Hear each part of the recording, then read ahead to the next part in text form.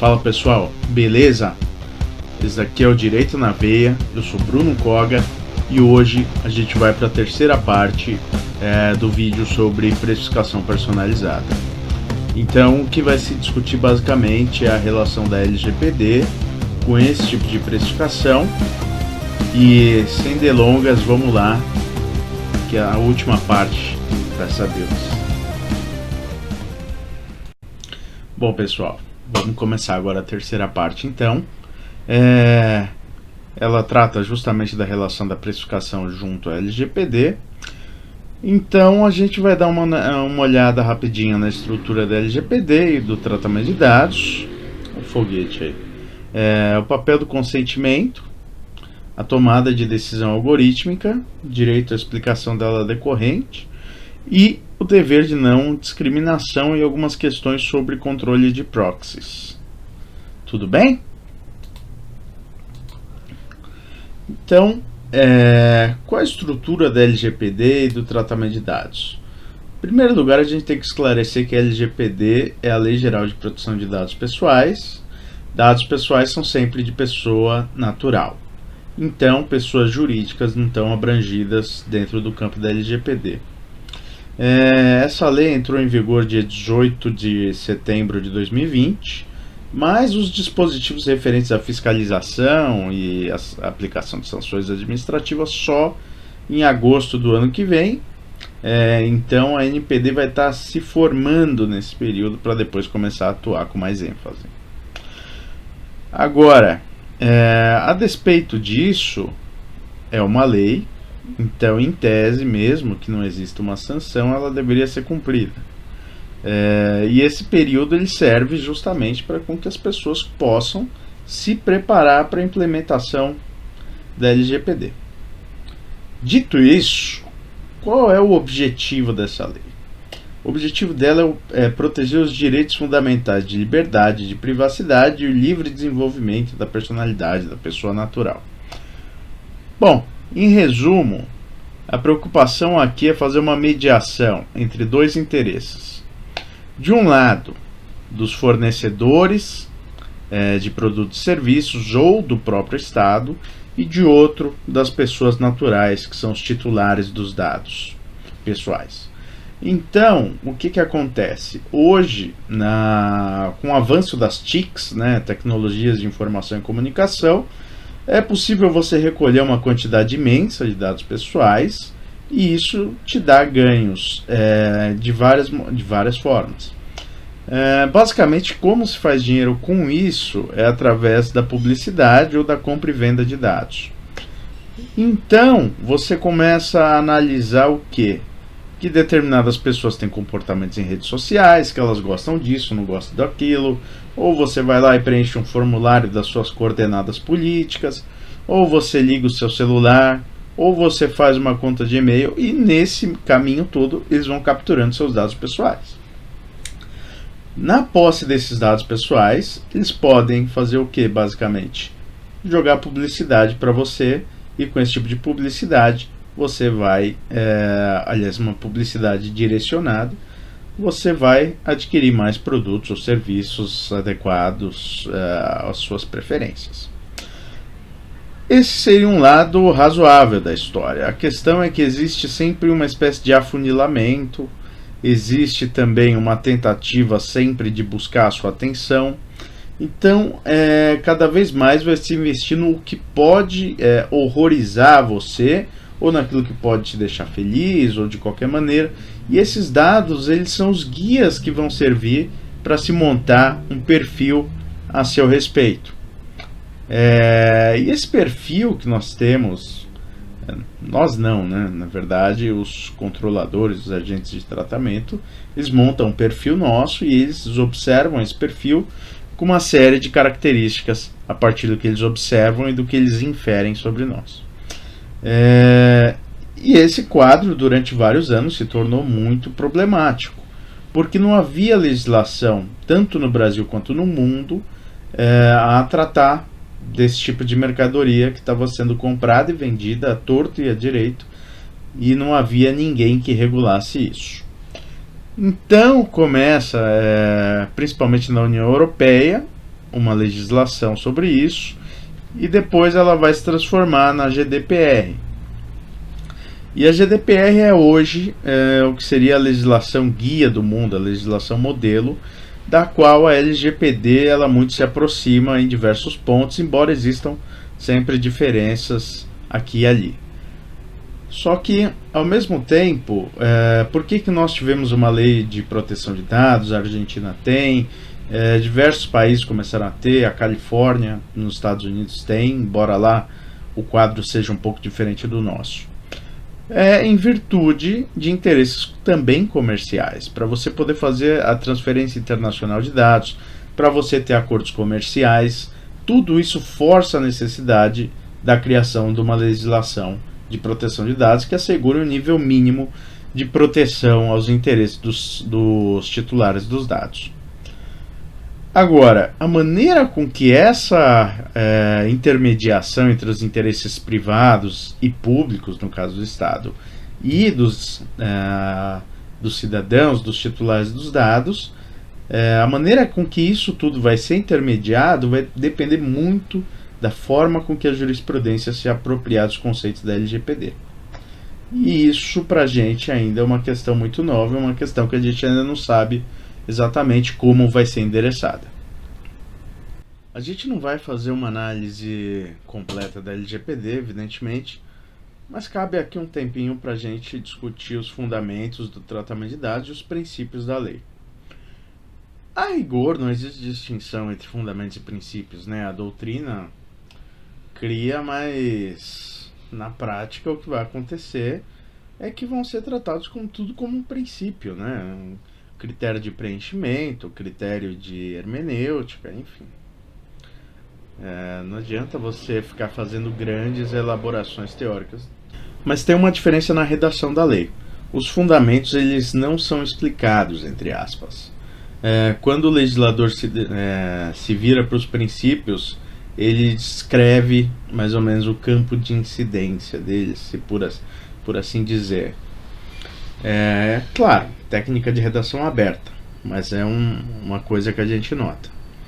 Mas basicamente quais são os fundamentos aqui? O principal é a autodeterminação informativa, ou seja, você poder determinar o que vai acontecer com as suas informações, com seus dados pessoais.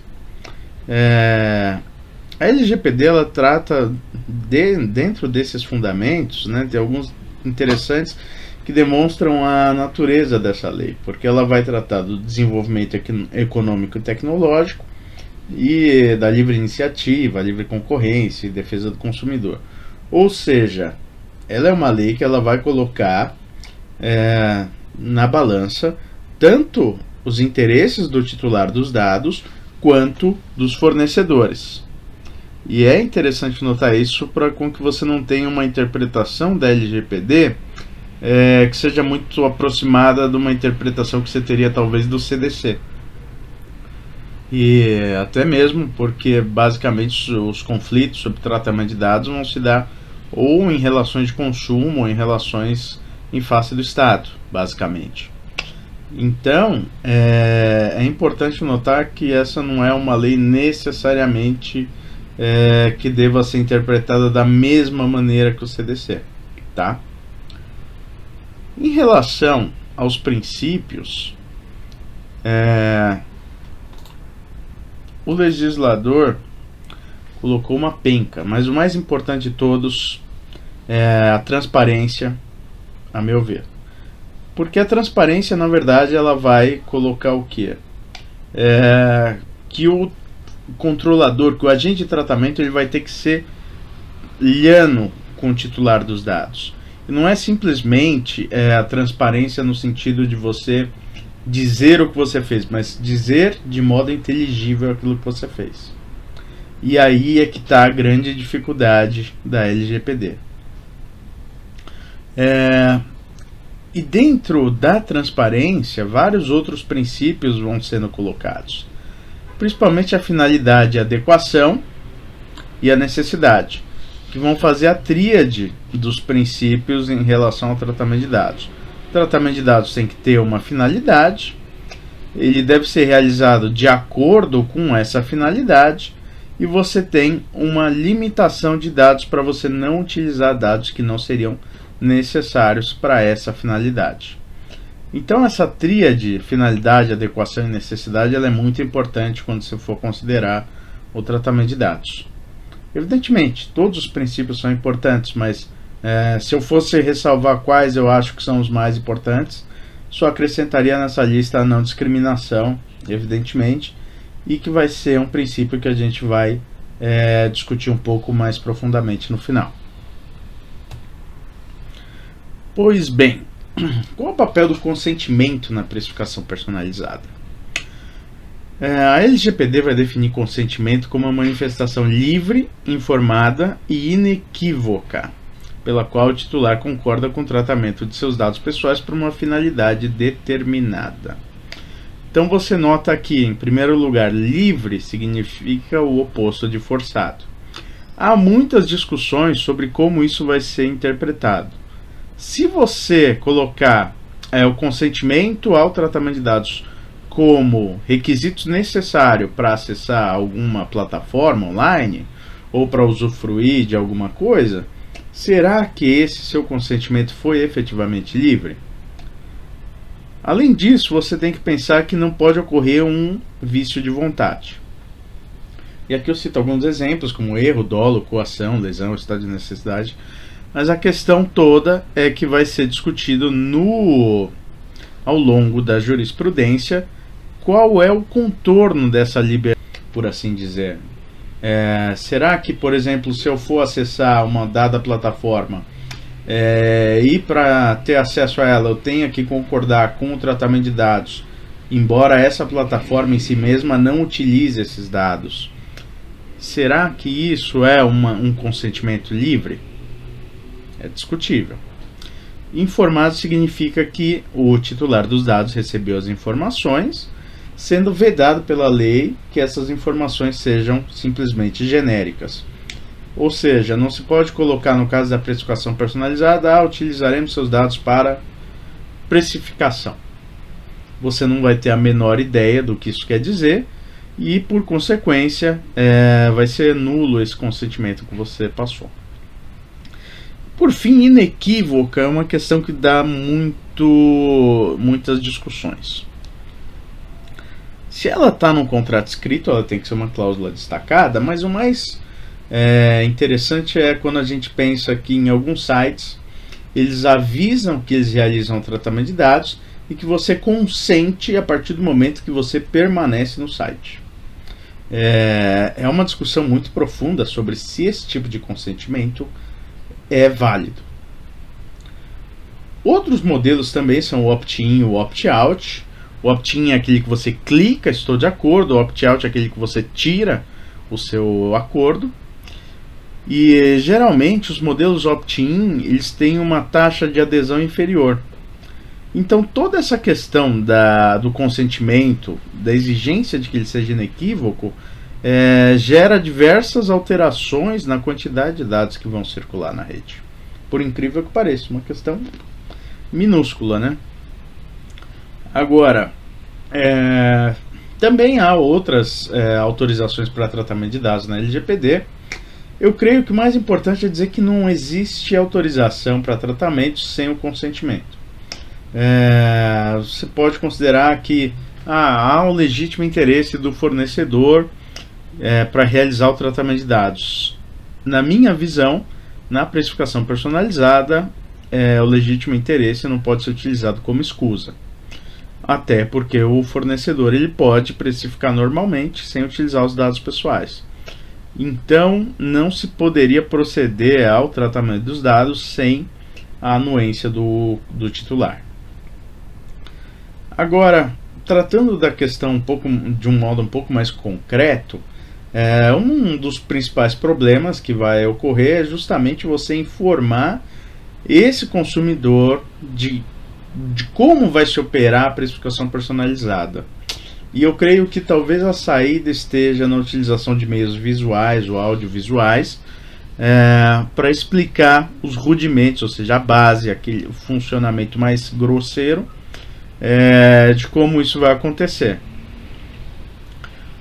é muito difícil porque você não vai poder utilizar expressões técnicas, por exemplo, precificação personalizada, que são palavras que fogem do vocabulário comum das pessoas. E aí você vai ter um problema informacional. Você vai estar enviando para a pessoa um conteúdo e essa pessoa não vai ter a menor capacidade de compreendê-lo. E aí você vai entrar na discussão de se efetivamente esse tratamento de dados foi ou não útil, foi ou não válido, né? A tomada de decisão algorítmica e o direito à explicação estão vinculados ao artigo 20, parágrafo 1º da LGPD.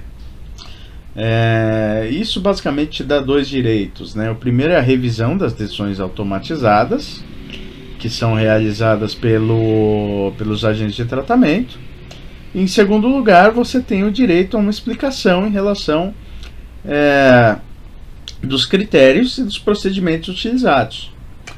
Agora, a LGPD ela faz uma ressalva aos segredos comercial e industrial. O que isso quer dizer via de regra? Via de regra, ninguém é obrigado a mostrar o código, certo? E também, se houver uma questão muito sensível nesse caso, eles podem se negar a realizar. Aí, no parágrafo 2º do artigo 20, em tese, a ANPD deveria entrar em cena para proceder a uma auditoria. A grande questão é se essa auditoria vai ser realizada e de que maneira ela vai ser realizada, né? Supondo principalmente que nem sempre a discussão vai se dar em relação à loja ou e-commerce de João e Maria, mas eventualmente a Amazon ou ao Google, e aí a capacidade da NPD de conseguir realizar um tratamento, uma auditoria adequada vai estar absolutamente em xeque. Bom, agora a gente vai chegar na última parte. A gente vai discutir agora o dever de não discriminação e o controle das proxies. Um dos princípios da LGPD é a não discriminação, mas o que isso quer dizer efetivamente? A rigor, a gente tem dois critérios de igualdade. Igualdade formal, tratar todos de maneira igual, e a igualdade substancial, tratar todos de forma desigual na medida de suas desigualdades. Hoje em dia isso está extremamente confuso, porque a gente tenta, em vários casos, equiparar grupos sociais que, por motivo histórico ou por qualquer outra razão, tenham sido prejudicados no passado ou prejudicados no cenário atual. Então, por exemplo, você pode pensar em minorias, de um modo geral.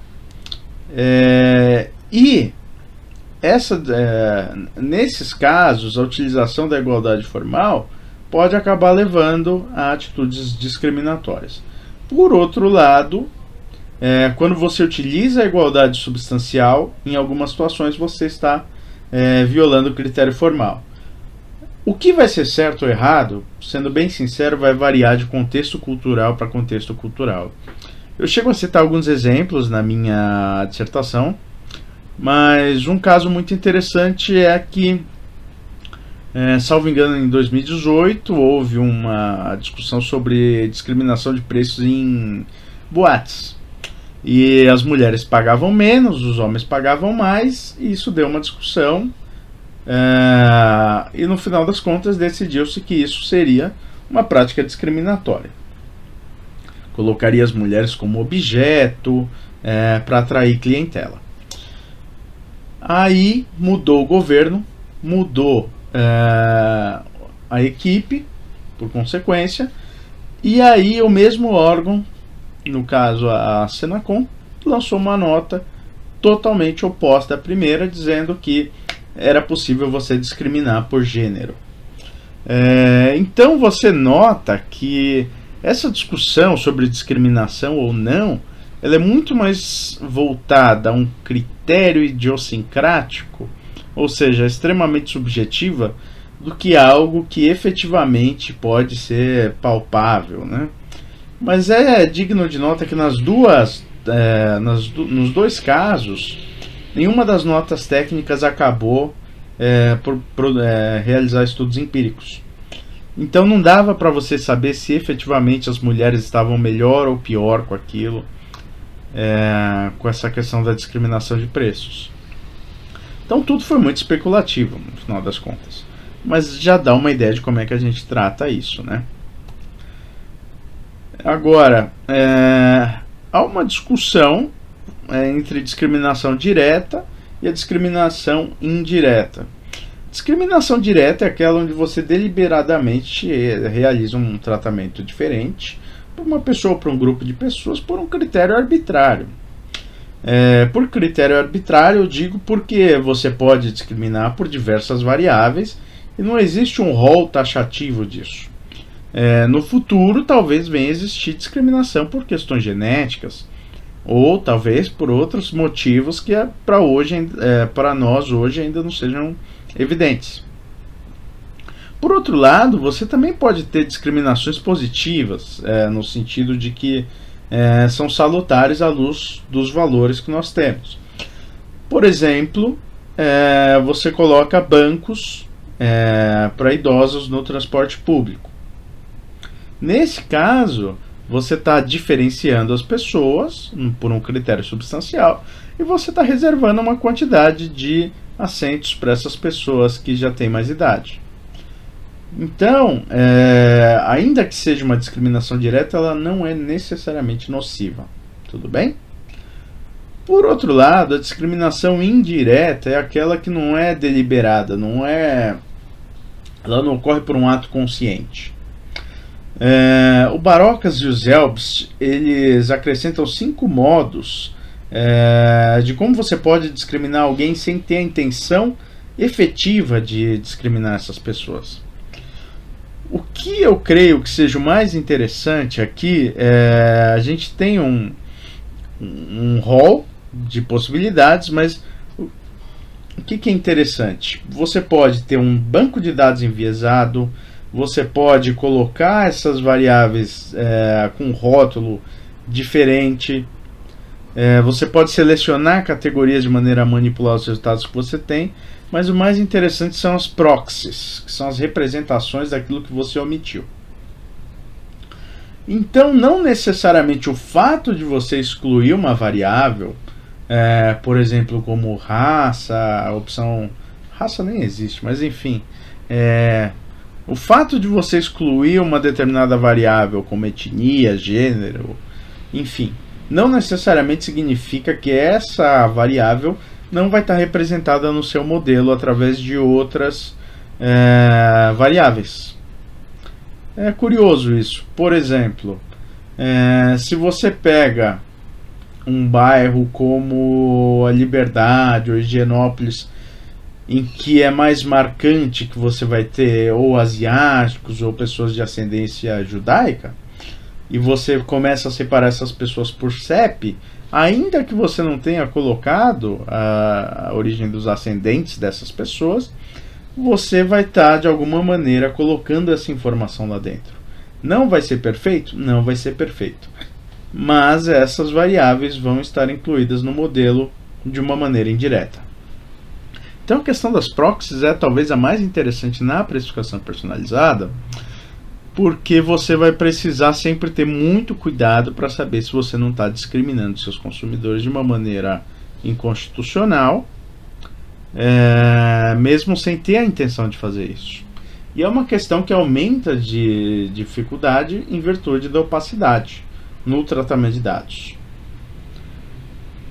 Agora, geralmente, o que se diz para tentar evitar esse tipo de discriminação?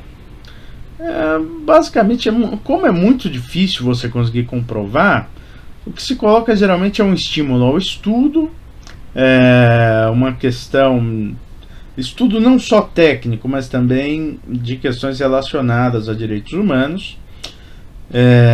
Você também proceder diversas formas de auditoria, principalmente emulando perfis diferentes, para você conseguir saber se de fato está ocorrendo ou não discriminação indireta.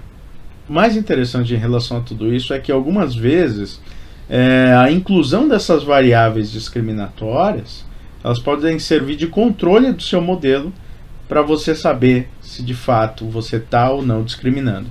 Então a gente não pode tomar por pressuposto que a exclusão dessas variáveis vai simplesmente resolver o problema.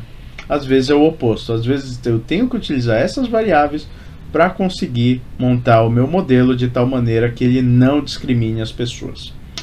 O que é ou não discriminatório é uma outra questão que aumenta a complexidade da análise.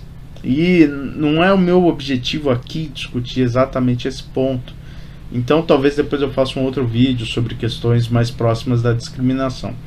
Mas enfim, no tratamento de dados, quando você for realizar a precificação, a questão fundamental vai ser não utilizar de modo direto ou indireto variáveis vedadas pelo legislador explicitamente ou implicitamente, de maneira com que você não prejudique esses grupos desfavorecidos.